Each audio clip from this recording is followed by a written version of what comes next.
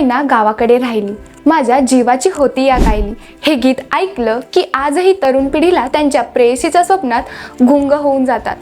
पण 90च्या काळातील लोकांच्या डोळ्यात मात्र अलगद अश्रू घेऊन जातं.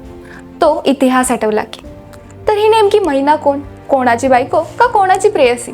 साहित्य सम्राट अण्णाभाऊ साठे यांची अजरामर कलाकृती फकीराचं पहिलं पान उघडलं की दिसतं. अण्णाभाऊ साठेंनी त्यांच्या लेखणीसाठी झुंजार हा शब्द वापरला. 2च शब्दात समोरच्या व्यक्तीला जिंकून घेण्याची ताकद अण्णाभाऊ साठे यांच्या शब्दात आहे. नमस्कार, मी हर्षा आणि तुम्ही पाहताय सिनेमा रसिक.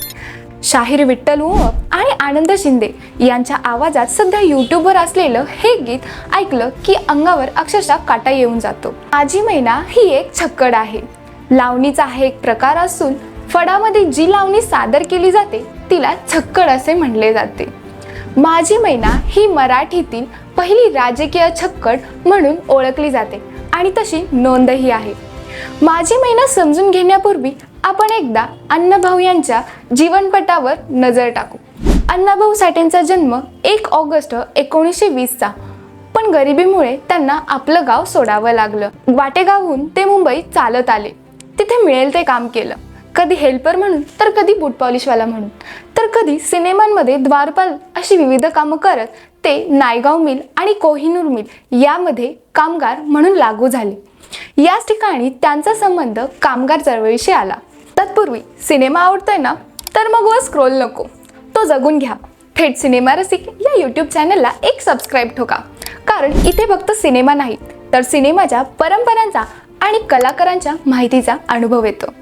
कामगार चळवळीतल्या या वातावरणात त्यांची कला अधिकच बहरत गेली. त्या तापत्या तव्यावर त्यांनी आपली कलेची भाकरी ही चांगलीच फुगवली. 1 मे 1960 रोजी महाराष्ट्राची स्थापना झाली. पण या चळवळीत असलेल्या नेत्यांना जो संयुक्त महाराष्ट्र अपेक्षित होता तो कधी मिळाला नाही आणि म्हणूनच माझी मैना याचा राजकीय संदर्भ याच्याशी जोडला जातो. बेळगाव आणि कारवार हा सीमाभाग महाराष्ट्रात येऊ शकला नाही. ही सल अण्णाभाऊंना आरपार टोचली. मुंबईतील फाउटन आणि बेळगाव येथील झालेल्या आंदोलनात शेकडो लोकांनी जीवाच्या रक्ताची उधळण करून सुद्धा आपल्या संयुक्त महाराष्ट्राला मिळाला नाही. आमचं दुःख मनाला लागलं. त्यातूनच माझी मैना ही छक्कड जन्माला आली. माझी मैना गावाकडे राहिली हे बेळगाव आणि कारवार या भागासाठी रूपक आहे. अण्णाभाऊंच्या छकडीतील एक मैना साधी, सरळ आणि एखादी संस्कारी मुलगीसारखी आहे. तसाच बेळगाव, कारवार आणि निप्पाणी हे भाग देखील सुंदर आहेत. हा भाग आपल्याला मिळाला नाही. इतर महाराष्ट्राची आणि या भागांची ताटाटूट झाली असं अण्णाभाऊंना सुचतं. तेव्हा एखादा प्रियकर आणि प्रेयसी यांच्यात भांडण होतं. ते वेगळे होतात, पण त्यांच्यातलं प्रेम खरं असल्यामुळे ते कधी तुटत नाहीत. त्याचप्रमाणे जशी 2 जीवांची ताटातूट झाल्यावर काय होतं याचं समर्पक वर्णन या छकडीमध्ये दिसून येते. माझी मैना अजूनही प्रासंगिक आहे का? अर्थातच माझी मैना आजही प्रासंगिक आहे. इतकंच नाही तर ती ताजी आणि टवटवीत सुद्धा आहे. ज्या व्यक्तीला ही छक्कड कळते त्या व्यक्तीला असं वाटूच शकतं ही छक्कड काल परवाच लिहिली आहे, कारण अद्यापही बेळगाव आणि कारवार हे महाराष्ट्रात आले नाहीत.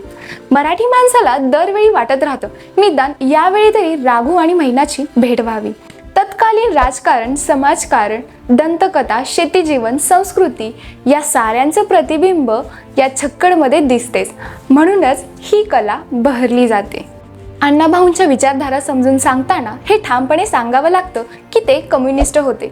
कम्युनिस्ट पार्टी ऑफ इंडिया या साम्यवादी विचारसरणीच्या पक्षाचे ते सभासद होते. यासाठी त्यांनी भरपूर कार्यक्रम केले.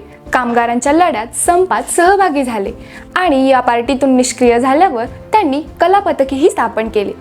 याच काळात लिहिलेली ही माझी मैना गावाकडे राहिली, माझ्या जीवाची होती या कायली या छकडीने महाराष्ट्रावर आजही भुरळ घातली आहे. पुढे शाहीर विठ्ठल उमप यांनी या गाण्याला तरुण पिढीपुढे प्रसिद्ध करण्याची मोठी भूमिका बजावली.